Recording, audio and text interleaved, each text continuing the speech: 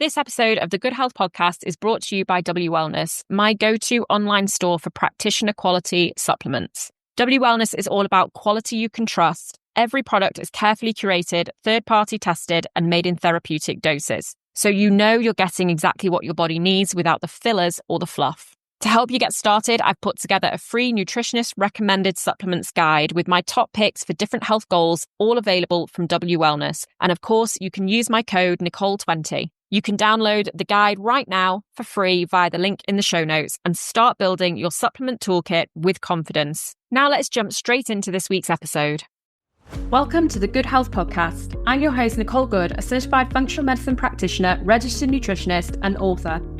In this podcast, we delve into the world of energy and immune health and wellness with positivity, from optimal health and energy to stress and burnout, right through to immune conditions such as thyroid and autoimmune disease. We deep dive into functional medicine, nutritional medicine, and lifestyle medicine, as well as the personal stories of our amazing guests, from Olympians to famous faces and guest experts from all different parts of the health and wellness world. It's time to stop letting your health hold you back and become the optimal version of you. Don't forget to come and join the conversation on Instagram at Goode_health, that's Goode, or visit the website NicoleGoodeHealth.com to find out more. Jessica Shand is a registered naturopathic nutritionist, women's health specialist, author of the Hormone Balance Handbook, and W Wellness ambassador. She helps women optimize hormonal health through food, lifestyle, and sustainable rituals, both in her private clinic and as resident nutritionist at Soho House. Jess empowers her online community reclaim balance, vitality, and confidence via her medicine food recipes, realistic daily tips, hacks, and rituals, bridging the gap between science and practical ways to integrate it into everyday life. Having navigated her own hormonal imbalances, including PCOS, thyroid, fertility, and mental health challenges, she now guides women to feel their best, restore their cycles, and thrive throughout every stage of their hormonal journey and life. So as this is a very special episode of the Goode Health Podcast, it is the 100th episode, we are running a giveaway alongside of it. If you want to win one of 3 prizes, here's everything you need to know. The first prize is to win a health check with me. This is a 45-minute consultation where we can run through your health. We can look at your supplementation. We can look at your nutrition and your lifestyle, and we will build you a program. The second prize is a gift card from W Wellness so that you can get any supplements that we've either mentioned in this episode or indeed anything else on the W Wellness website. And the third prize is a copy of Jess Shand's book, who is joining me on today's episode, and a copy of my book as well, so that you'll have some really great reading. If you want to win one of those 3 prizes, here's how you need to enter. To enter, follow at Goode_health on Instagram. You also need to be following at Jessica Shand_ and at W_wellness_UK. So you need to be following all 3 of us. Then you need to go and rate the show on Apple Podcasts or Spotify, screenshot your rating and share it to your Instagram story. And don't forget to tag us at Goode_health. As a bonus entry, if you tag 2 friends in the comments below who would love this episode of the podcast, you'll get an extra entry and an extra chance to win one of these great prizes. The giveaway closes on November 10th at 11:59, and the winners will be announced on November 11th via Instagram stories or it's straight into your DMs. So if you want to win one of these 3 great prizes, a consultation with me, a gift card to W Wellness, or a copy of Jess's and my book, go on over to Instagram now and enter the giveaway. Okay, so Jess, welcome and thank you for being here for the 100th episode of the Goode Health Podcast. It feels really special to celebrate this milestone with you and also to make hormones the really big theme of today. So it's great to have you here. Thank you so much for having me. I feel very honoured to be on your 100th episode. But let's start with a big topic that impacts, I think, a lot of people when we're talking about hormone health, and that is the link to cortisol and to stress. Because when we think about hormone imbalance, you know, the adrenals and cortisol are often quite at the center of that story, or they certainly are in my clinic when I see people with hormone imbalance. Cortisol usually plays some sort of a role. And cortisol is that main stress hormone. It's designed to sort of, you know, keep us alive in moments of danger. But when that stress becomes really chronic, the system that regulates cortisol, so that HPA axis, it gets kind of thrown off balance. And over time, we can prioritize that cortisol production over other hormones. And I think we focus a lot maybe on the reproductive hormones, but we don't necessarily always look at that link between the reproductive hormones, our stress hormones, the hunger hormones, all the different thyroid hormones. It's all part of one system, isn't it? And it all has that knock-on effect.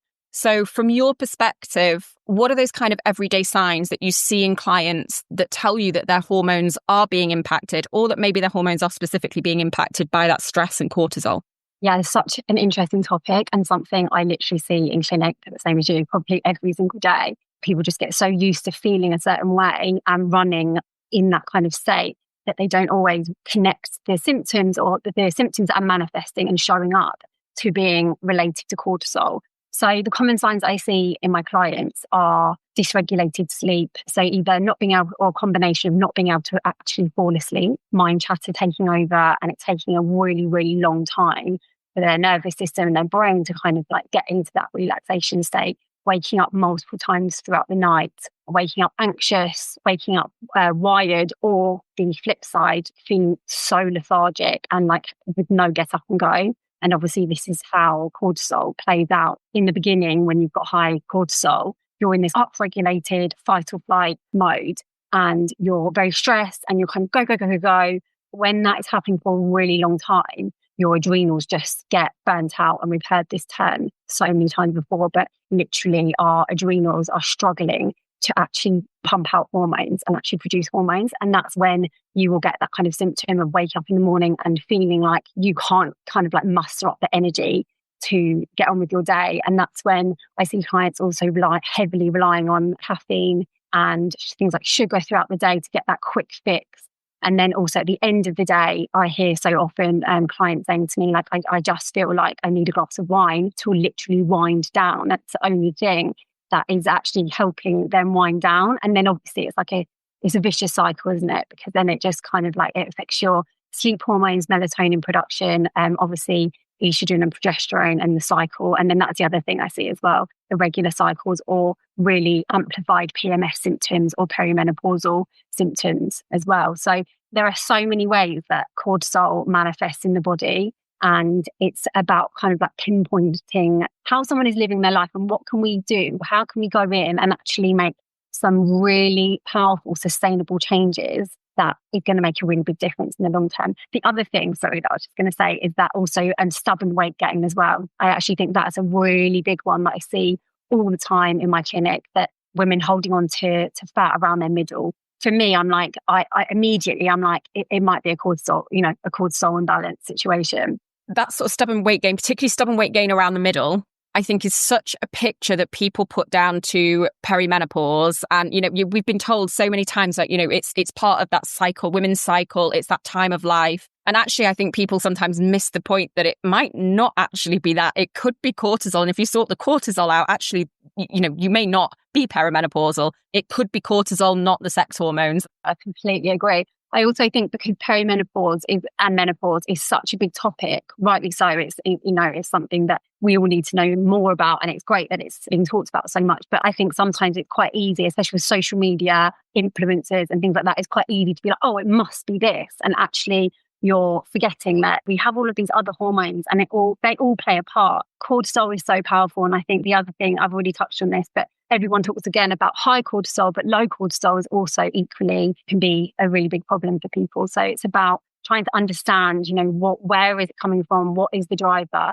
And piecing everything together. Yeah, I probably actually see low cortisol in clinic when we do the adrenal testing, probably more than I see the high cortisol, because obviously I work with chronic illness. So by the time I think people get to me with a chronic illness, I think they've been through the high cortisol phase. And when we look back at the history, we can usually pinpoint a point where actually they maybe felt quite good and pretty productive and, things like that. And then they started to feel a bit rubbish and then they've kind of hit that point where it has crashed out. So I actually see low cortisol in clinic probably more than I see the high cortisol, although they've been there. They've had the high cortisol stage and then it's kind of dropped off. And something that I notice a lot, and we've touched on this slightly, is that I think women are particularly, and this is not, men, I'm sure there are plenty of men that do this as well, but I do really see it in women, is that we normalize running on stress. We push through the exhaustion. Women naturally have this kind of caregiver role. There's people that we put before ourselves all the time. How do you help clients to start to recognize when stress is no longer just being busy or, normal,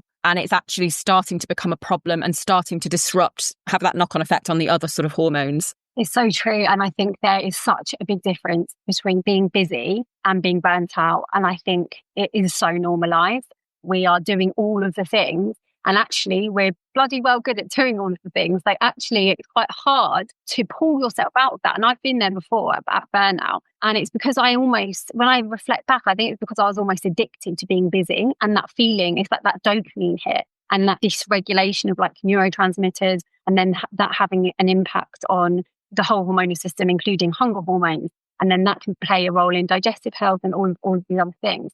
I think it's like helping a client understand that there is a difference between being busy and actually being burnt out, and trying to look at their whole lifestyle and like which areas can we improve. And it's easier said than done. Like, there'll be people listening that like, yeah, but I've got 5 kids to look after and I'm working and I've got and it's, I hear you completely if you're someone who can relate to that. But if you're feeling less than and you are struggling on a daily basis, something has to give. I try to help clients basically gain some clarity on like which areas of their life we can together improve and really focus in on. It's never a quick fix anyway. It's always like a longer term, like 3, 6, 12 months. We're thinking long term here, but you can actually get really quick results when you figure out which are the areas that actually need you, which are the areas that are kind of like crying out for that attention, and you actually are very consistent with it and you start working with your body. Because I think we do just get quite addicted to being busy. You don't always recognize it as a dopamine hit or fix. In my case anyway, every time I had 5 minutes, I go, okay, maybe I can create a post, or maybe I can reply to an email, or get back to, get back to a client or something. And I think that it's about getting very clear on which areas of your life you need to really give yourself some TLC. Yeah. And I think it is a bit of a personality thing as well, isn't it? I think if you are the sort of person who likes to be busy and likes to be helping other people, and, that is sometimes it is in your personality. So it can be even harder then to almost go against your natural grain.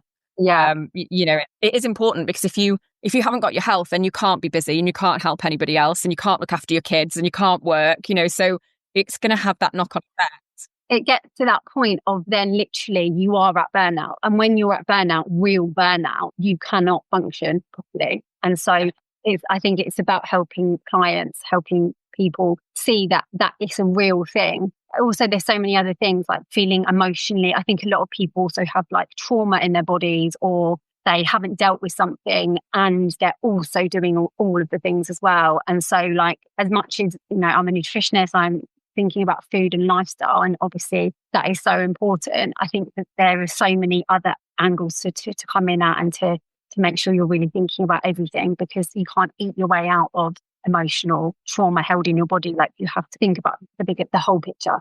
Yeah. Once clients have sort of recognized those signs and you've talked to them about where they're at, I guess the obvious next question then is going to be, what can they do about it? So let's sort of start with supplementation. What are some of your favorite supplements for sort of supporting the adrenals, balancing cortisol when stress is one of the things that is driving those hormone issues? I think when it is a cortisol dysregulation or imbalance, and we're thinking about adrenals, I think you've got to think about what is lacking or what's being depleted or pulled upon. So we're thinking about vitamin C is being highly depleted at times of stress. So vitamin C is a really good one. Actually, there's a really lovely vitamin C called Body Bio, the liposomal one. And that's probably my favorite one. And you can get it on the W Wellness website. But also thinking about adaptogens. So you have to be quite careful with adaptogens, especially if you have any kind of like autoimmune condition, and you have to make sure you're working with a nutritionist to ensure that it's right for you. But something like rhodiola can be really good, because it's good for like stress resilience, but it's also actually quite good for energy. Well, I see a lot of my clients saying, I have no energy. I'm so stressed. I'm doing all the things, but I feel like I've got nothing in the tank. I've got nothing to give and I need to be energized. So it's this real catch-22 situation. So I think rhodiola can be a really good one. Functional mushrooms are really good. Something like cordyceps or reishi is quite good, or combination. There's a nice brand called Hifas, and I think it's called Mycofi. And there's a good combination of different functional mushrooms in there, and it's in capsule form as well. So it's quite easy to kind of like habit stack. I like Mycofi, it's a good one. And I've actually just ordered some of the Body Bio vitamin C for myself. Got on its way. I think it's such a good one. And then obviously blood work done to actually figure out like where you might be deficient or insufficient. You might want to look at iron, So like if you're, low on iron, but you don't want to supplement on iron without actually knowing what your bloods are saying. And then vitamin C, actually that's a really good combination. So there's a nice, I think it's called Goode Health, do a nice iron supplement that doesn't have iodine in it. Because I have a lot of clients who have thyroid dysregulation. So that Goode Health one is a really good one. It doesn't have iodine in it. And then you can then take their body bio vitamin C as well, because the vitamin C really helps with the absorption of the iron. So that's a really good one. But I think it's always best to get your blood checked first. But just generally speaking, like B vitamins, you need B vitamins, especially B5 and B6. It's really important for adrenal support because, again, these are the areas that we're being depleted on. So yeah, vitamin C, B vitamins, magnesium is always like a bit of a no-brainer one in terms of like regulating the nervous system and energy metabolism.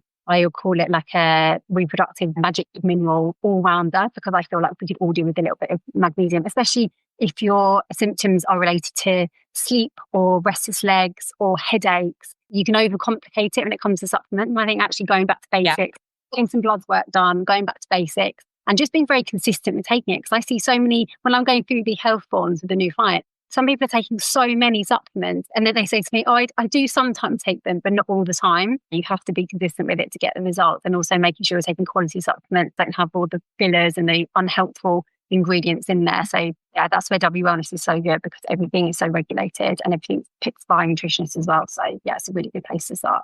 Yeah, I completely agree. I think I get people coming through with bags of supplements, and more often than not, you sort of say, why are you taking this one? They're like, I don't know. Somebody sort of said it might be good, and I just thought I'd buy one and try it. But they're taking it inconsistently. So actually, they're not really getting the benefit from it. And I think you're right. I think taking specific stuff and less is more, maybe sort of taking certain ones specifically for what you know are needed. And that's why getting like a supplement review with a practitioner, working with a practitioner, can really help.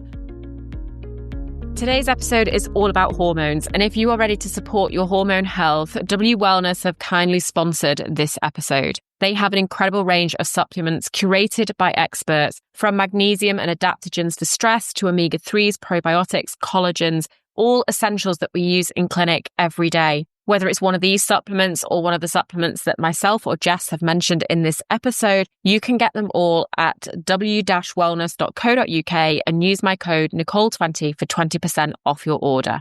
As a W Wellness ambassador, one of the things that I love about them is how they curate a really carefully selected range of supplements from brands who are doing everything the right way to ensure that you get what you need from your supplements.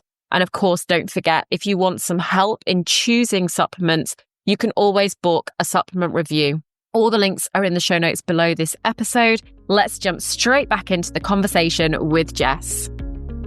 Let's look a little more at one of those symptoms in particular, which is energy, which you've just sort of mentioned, because I think energy is one of the first things to go out when hormones are out of balance, whichever hormones we're talking about. I think energy has an impact. And we know that the mitochondria, so for those people who don't know, the little powerhouses in every cell of our body that make the ATP, they rely on hormones, so like thyroid hormones and cortisol, to signal properly. So when the body is under that stress, or when thyroid hormones are low, or our sex hormones are imbalanced, mitochondria can slow down, that energy output is going to drop. And your body almost kind of shifts into a conservation mode because it can't do everything. I think that's what I always say to clients is, your body will reach a point where it cannot do every single thing. So it's going to sort of start protecting itself. And that's where I think we start to get that energy problem. And people, like you said, people often feel like constantly fatigued. No matter how much sleep they get, they don't feel refreshed in the morning. When you're working with clients who really have reached that kind of exhaustion and they are struggling to maybe keep their energy up, what do you find are key lifestyle patterns that are maybe draining their energy or disrupting that hormone balance?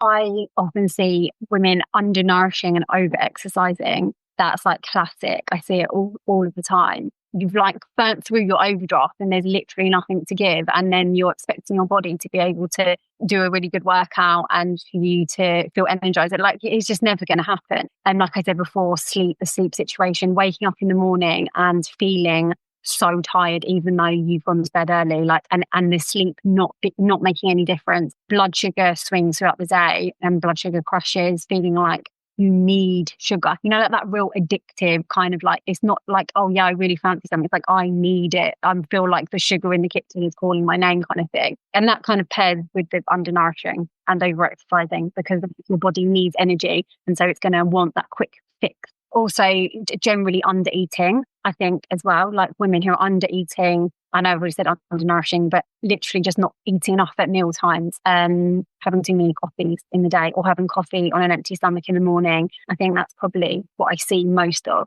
And thinking about, you've touched on sort of the importance of undernourishing and making sure that you're getting enough food. So thinking about nutrition first, how do you help clients to start rebuilding their energy in a way that supports their hormones long term? I think even before I look at nutrition, before I even go down the food route, I really try to get my clients to see for themselves where the areas of their lifestyle that need that support. Because I think if they don't understand it and they don't see it for themselves, it's really hard. I don't think that people even understand that they can feel even good, because they're just so used to just like feeling low energy, low vibe. So before we even go down the nutrition route, that would be my first step. I do this thing called a life audit. In terms of nutrition and food, the number one would be blood sugar stability. Like really, it's so basic, but we all hear about it all the time, but it's so important to really support your blood sugar levels so that you're actually topping yourself up throughout the day, and you're giving your body, you're literally like nourishing the cells in your body.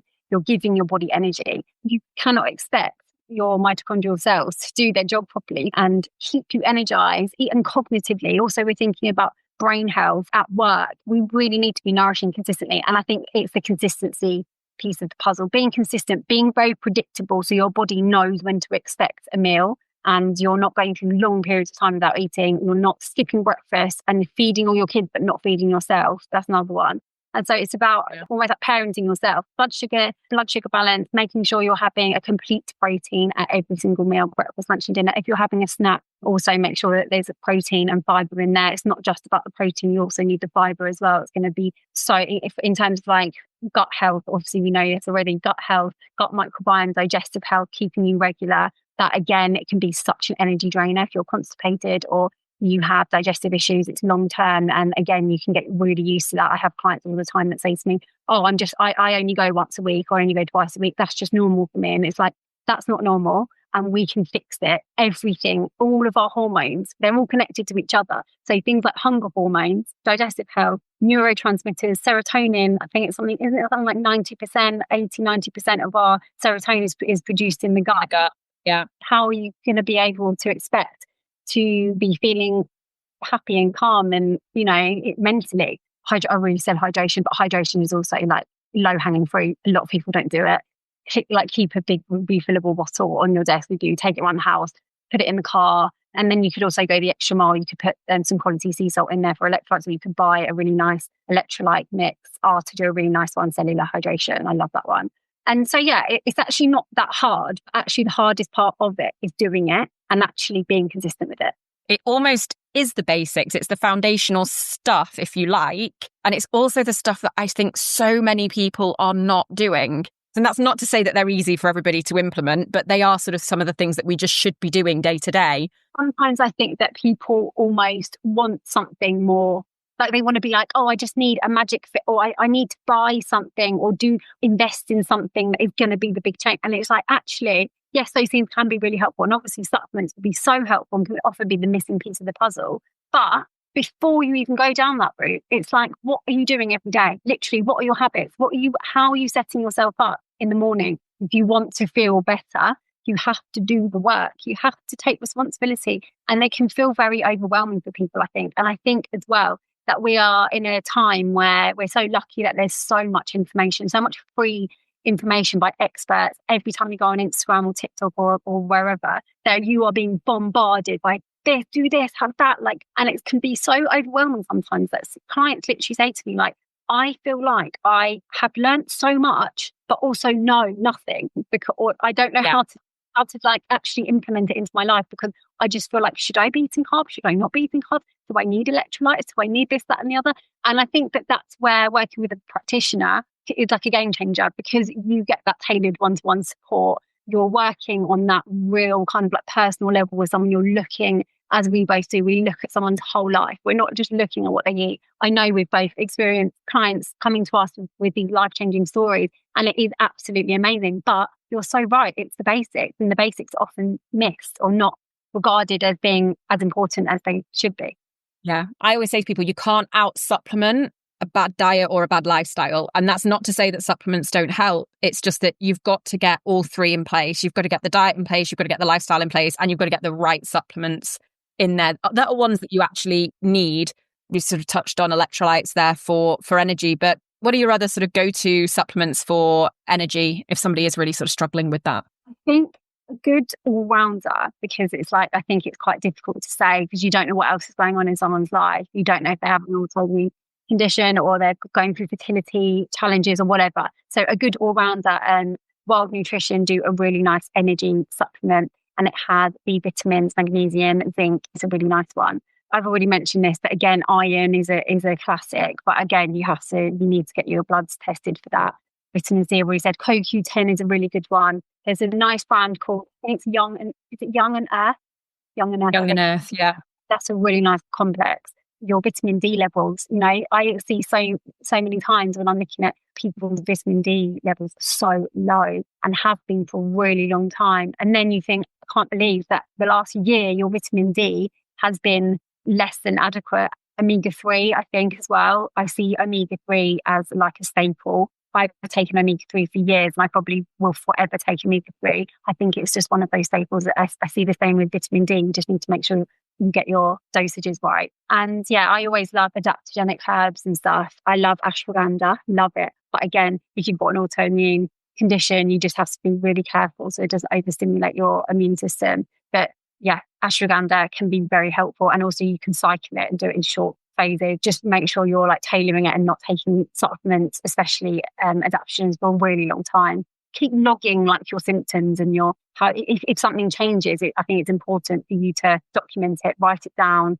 look at where if you do have cycles, look at where you are in your cycle, look at anything else that might be playing a part, so that you can connect with your body and your symptoms, and you can make the changes. You kind of listen to what is coming up in your own body. The other one I'd add in there is the Youth and Earth mitochondria. I think it's called mitochondria something. We'll link it below in the show notes. It's a good one, and it's got that ubiquinol, which is the really good form of the CoQ10. You've mentioned that, you've mentioned autoimmune a few times, and obviously I work with people with autoimmune diseases, so that's something that's coming through my clinic all the time. Immune health is also really tight. We've looked at sort of the stress impact, we've looked at the energy, but the immune health is also really tied to hormones. Estrogen, for example, has a really powerful effect on your immunity, and in some cases helps stimulating that immune response. In other cases, it can be calming it down. Cortisol can actually also be anti-inflammatory. I think we always see cortisol as a bad thing because people have got so used to sort of hearing like, oh, cortisol's out of balance, it's an adrenal problem, and see it as a bad thing. Actually, we need cortisol. We need some of it. It gives us that get up and go and that motivation to kind of like crack on in the morning. Yeah, we do need it. I think you're right. Yeah, exactly.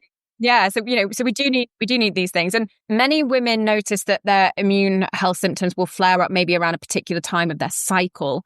How do you kind of explain to patients, to clients, that sort of connection between hormones and immune changes as we go through the cycle? And I'm particularly sort of talking about women here as they go through the month and through their cycle. Well, I think thinking about the whole cycle, you have to understand, I guess, that your hormones naturally fluctuate throughout the month. They're supposed to, it's normal. There are certain times of the month where when we're thinking about our key sex hormones, estrogen and progesterone, they are going to impact the immune system if they're out of balance, which is why I think going back to the basics of hormone balancing and what that actually means and how that actually looks in terms of how we treat our bodies every day, going back to blood sugar balance, going back to sleep and nervous system support, this is actually going to help us have a more balanced kind of even keel throughout the month in terms of the severity of the symptoms that might be associated with the rise and the drop of the sex hormones. So estrogen can be quite modulating on the immune system, but also it can be quite, as you say, reactive, and progesterone can be an immune suppressive. So it's about kind of like, I guess, adapting your eating habits and how you are treating your body, and thinking of it maybe instead of like 4 phases, you're thinking of it in 2 key phases. So like the luteal phase and the follicular phase, those 2 main phases, and thinking about how you can support progesterone in that luteal phase in the lead up to your period. Thinking about nature's carbs, as we like to call them, real carbs, carbohydrates, complex carbohydrates, slow release energy, warming vegetables, warming foods, anti-inflammatories, things like ginger, really easy one. garlic, getting these foods in there, being consistent with our meal times, warming drinks and things like that, and eating enough. Again, I'm like repeating myself, but it is so important that we are putting enough in there so that our hormones aren't like, what's happening? And then also when you think about the follicular phase as well, keeping estrogen in balance. So things like tofu and edamame beans, that kind of thing can be really helpful for estrogen balance. And also thinking about stimulants as well is another thing, especially with autoimmune. You're the expert in this area, so you will know more than me. But anything that is going to overstimulate or upregulate the system is not going to be helpful. And I think that sometimes even thinking of it in the basics of like these two key phases. In my book, actually, the Hormone Balance Handbook, I have a cycle syncing guide, but it's like my take on a cycle syncing guide. So I think cycle syncing can seem a bit faffy and a bit like, haven't got time for that. But actually there's so many ways, even like the energetics of foods and things that you could just easily integrate into your life that can make such a big difference. Also things like seed cycling can be really helpful as well. And, hormone health, it's not just, as we sort of said, there's lots of different hormones. It's not just about the estrogen and progesterone. And sometimes people have got thyroid going on or they've got the adrenals going on, things like that. And they all influence that sort of immune resilience picture. Because I think there's so much with hormone. I mean, I remember when I was studying back, and we would do hormones, and I always remember saying, I definitely won't work with hormones. It's so complicated. There's so much going on. It's like everything is so delicate. I was like, definitely won't work with hormones. And now I work really, really heavily with thyroid, and I absolutely love it. So it's funny how we change as we learn more. But when you start learning, I remember sort of when we start learning about that hormone picture. So how do you help clients kind of feel, I guess, less confused and less overwhelmed by how much there is to sort of understand around that sort of hormone health? And literally the reason I wrote my book is that reason, because I think it can feel so overcomplicated, so overwhelming. The example in my book that I gave is that our hormonal system is like a symphony orchestra. And when everyone in the band is playing their instrument perfectly and in tune, you hear beautiful music and it's a joy to listen to. But when someone is out of tune, it creates this cascade of it's not nice to listen to. When something is out, it's going to have this knock-on effect. But sometimes I think even saying that can feel a bit kind of scared that, what if I do this one thing and then it creates this whole thing on my body. But I think the point of giving that as an example is that they are working together, going back to the daily habits, the things that we do every single day is going to have a positive knock-on effect on your whole hormonal system. Yeah, I love that example of the symphony orchestra. I think that's a really good way of describing it. One area that we haven't touched on yet that really kind of, I guess, has to come up in a hormone conversation is the environmental toxins, because it's something that we face so much more these days, particularly those, we're talking about those sort of endocrine disruptors and things found in plastics, pesticides, skincare, cleaning products. It's everywhere. It's around us so much these days. And they can kind of mimic those natural hormones. They can block receptor sites, interfere with the liver's detoxification abilities. They've got such a big impact. We get these things out and actually symptoms do improve. When you're working with women who are struggling with that sort of hormone imbalance, what are some of those practical swaps that you would recommend to help reduce exposure? Because I think, again, this is another area that can feel quite overwhelming for people. I know personally, I always sort of say, look, just, one product at a time. As something finishes in your skincare, don't feel like you've got to go out and buy all new makeup and all new skincare. It's expensive to do that. But as something runs out, maybe just look for a better alternative. But what are some of the sort of practical swaps that you think people can make to help with that sort of toxin exposure picture around hormone health? I actually made a whole reel on this, so maybe I'll send it over to you because it covers a lot of these things in it. But so my approach to this, going back to what are your staples that you're using every day? What do you use most of? Because it's going to be more beneficial. It's going to be a better strategy to replace the things that you are using most of. So if you're spraying all of your surfaces every day after dinner, after you do your cleaning the kitchen after you've had dinner, that is something maybe you're doing twice a day, every single day. You're surrounded, it's literally on your kitchen worktops. I think that's a really big one. I think deodorant is an absolutely huge one, especially for women, purely because of where you're actually putting the deodorant. It's so close to your breasts and your lymph nodes. It's so important that you're not using a deodorant that has aluminium in there and toxins. So in terms of body care, I'd say deodorants and obviously skincare. And like you say, I say the same thing. When things run out, replace them. Things like the dishwasher tablets, because if you think about it, I think sometimes you just have to think, what am I being surrounded by? What is my, like you're eating your food off a plate. If your plate is being washed with toxic dishwasher tablets, that is no good. That's quite a big thing. Every dish and every knife and fork is going to be washed by it. So I'd say that's a really good antidote to swap out. Perfumes and things like that are not ideal when they're loaded with toxins. But if you're only putting perfume on like once every, I don't know, some people don't wear perfume all the time. They might only wear perfume when they go out for dinner once every 2 weeks or something. I see that as less of an issue than the dishwasher tablets, the deodorant, the face cream that you're using. And also it's good to think about these things because it's like there are so many environmental toxins that we are exposed to every single day that we have no control over. So when you're commuting to work, you're on the tube, you're on the trains, you're walking down the road, we can't do anything about that because it's just, especially if you live in a city, you live in London, or so taking control of the things that you can make a difference in terms of like the products you're using inside your house, or not heating food in plastic, I think is an absolutely massive one. So those microplastics don't leach into your food and then you're essentially eating it. Black and Blonde do the amazing ones actually, like steel containers. They're not heavy, no plastics in there at all. You can heat the food in it. Not using room sprays as well, because I think that's just another one that you don't need to do that. You can use essential oils. You can open all the doors and the windows, like literally air your house out. You don't need to rely on these synthetic, toxic, loaded fragrances. Do you have a preference on dishwasher tablets and deodorants? Do you have any ones you like of those? Yeah, Nicole, I feel like I literally tried so many different dishwasher tablets. I bought 2 dishwasher tablets because it's so hard to find. And that's the other thing. It's annoying when you spend all this money on buying something non-toxic and then it doesn't actually work. So that's the thing. That's why I make on household products. I'll definitely send it to you. But my favourite ever dishwasher tablets are Kiki. It's a brand called Kiki, but I'll send it to you. I think it's Emma Bunton's brand, and it's so good. Yeah, it's just so good. And the plates come out beautifully clean. I like Attitude detergent. There's an antibacterial spray, again, that I found on Ocado. It's an organic. I think it's like the only certified organic, non-toxic spray on the market in the UK. I'll send it to you. It's really good. Deodorant-wise, I love ACT. AKT, ACT. It's in like a tube. Even I've got my husband onto it and he absolutely loves it, and it really works. When it was like 35 degrees on the central line, we were both like, this is amazing, it actually works. And a tube lasts, you just need a tiny bit, and a small bit goes a long way, and that's really good as well. I think in terms of skincare brands, I like By Sarah. It's a really lovely brand. Neil John is really good.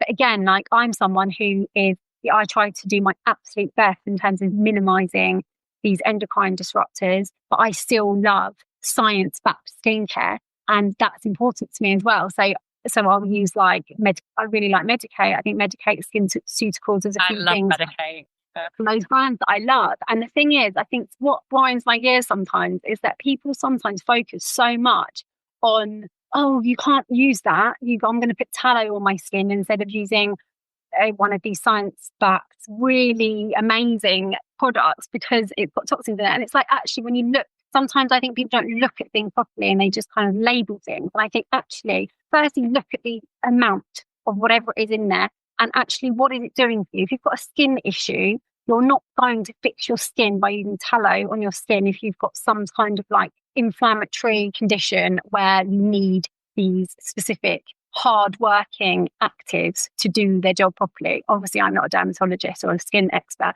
but what annoys me is that people focus so much on those things, but then they're maybe like vaping or maybe drinking loads of alcohol every weekend, or binging on alcohol, eating loads of refined sugar. I think it's better for you to do the things that you can do on a daily basis, the things that the air in your house, like all of these things that you can make a difference, like not drinking water out of plastic, massive one. So many people still drink water out of plastic bottles. It actually blows my mind that people still do that. Our liver is supposed to detoxify, and it's like our filterization system. There's a whole chapter in my book about the liver. Again, when you understand how it works and how you can do your part every single day in the basics, then you're not going to worry so much about a tiny little science-backed ingredient in your skincare Yeah, I love that. I think that's really good advice. And we'll put the reel and those things that you've mentioned, we'll put them in the show notes below. Jess, thank you so much for joining me today.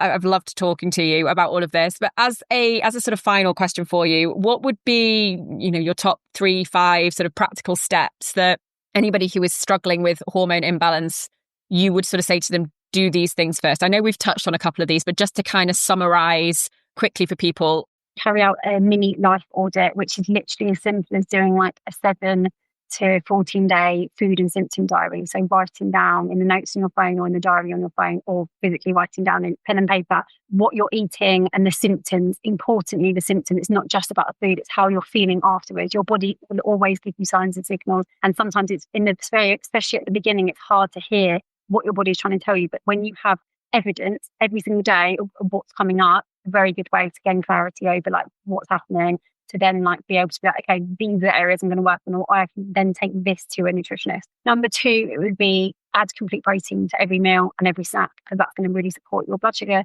levels. Things like neurotransmitters, the amino acids is also important from the protein, but also don't disregard the fiber part of it as well. So like try to make half of your plate fiber from vegetables, lentils, legumes, whole grains. I actually posted a recipe this morning. It's a tomato soup and I put silken tofu in it to increase the protein content of it. Number 3, take your sleep really seriously. If you can do one thing if you can gift yourself something every single day, it would be to go to sleep earlier. And it's something that is so hard and I've struggled with for a really long time. But now I feel like so hard, because I always think, I could be working, I could do this extra thing, or I could reply to an email or something. And I think actually you have to, again, like create a boundary and be very strict with it. And it's very hard at first. Like I know, because I have had so many times where I've tried and completely failed. But now that I'm going to bed by 10 o'clock every single night. And sometimes I'm like, this is so hard for me to do. But then I lie down and I close my eyes and I literally feel quite smug, because I'm like, I know that I'm going to feel amazing tomorrow. I wake up in the morning and I feel so recharged and amazing, energized and ready for my day. And I'm like, I'm a better wife, a better mum. I'm just like better all round. And so I think that if you can do one thing, do that, because it's going to create a bigger space, a bigger window field to regenerate for hormone production, for everything. It's just the best, most underrated thing ever. My last one, click number 4, would be light. So just simply getting enough proper light in your day. And what I mean by that is in the morning, open all your blinds, your curtains, flood the room with light. Even if it's in the winter and it's actually dark, the level of light is still really helpful for your circadian rhythm, which is your internal body clock. It's really good for things like regulating your mood, your energy. Like you can get I've got a Lumi body clock that wakes me up and it replicates natural light. So in the winter, I really rely on that, because then I'm getting the light from there. I still open my curtains and my thing is to go and step out into my garden and literally just like feet on the grass. And like, even if it's not that light out, it really makes a difference. And I know it makes a difference because I've done it for such a long time now, when I compare to when I wasn't doing it. And also you just get that couple of minutes to just literally ground yourself. Even if you're a busy person, you're looking up, you can do like a minute. And then in the evening as well, easier in the summer to go for a walk in the evening. But even in the winter, or just to go for an early evening walk around the block, 10 minutes if you've got a dog. I think, light exposure, really important. You can get those SAD lights. I think that's a good investment for winter as well. Brilliant. Jess, thank you so much for joining me today. I've really loved having this conversation with you. It's been great to run through everything hormone related. We'll link everything that we've discussed in the show notes below. We'll put a link to your book as well below. Just for the people listening, how can they sort of get in touch with you or follow along with you and what you're doing? Thank you so much for having me, Nicole. It's been amazing. I feel like we could chat all day. There's so many grounds to cover still, but it's been such a good chat. You can find me on Instagram. So my handle is JessicaShand_. And my book, the Hormone Balance Handbook, is available Amazon, Waterstones, all of the main kind of like bookstores. So today we've looked at how stress and the adrenals shape hormone balance, how energy and burnout are so often tied back to hormone signaling, how closely hormones and the immune system interact, especially in autoimmunity, and the often overlooked role of environmental toxins. And of course, we've shared some of our favourite supplements that can really help support hormone health on a daily basis. And I can't think of a better way to celebrate our 100th episode than with this conversation. Jess, thank you so much for joining me today. And to all of you listening, thank you for being part of this journey. Don't forget to enter our giveaway to win a free health check with me. The link is in the show notes below. And there's also the opportunity to win a gift card for supplements from W Wellness and to win a copy of Jess's book and my book. And of course, don't forget that everything that we've talked about today is available from W Wellness. That's w-wellness.co.uk. Just use my code Nicole20 for a discount. And here is to the next 100 episodes of the Goode Health Podcast. I hope you enjoyed today's episode of the Goode Health Podcast. Do share the episode with anyone you think it may benefit and help us to spread the word on all things health and wellness by rating, liking, or subscribing to the podcast. If you want more, you can listen to more episodes on your favourite podcast app or sign up to my newsletter for my favourite tips, tricks, health advice, brands, recipes, and more at nicolegoodehealth.com/newsletter. Have a lovely week. Don't forget to hit subscribe, and I'll see you on the next episode of the Goode Health Podcast.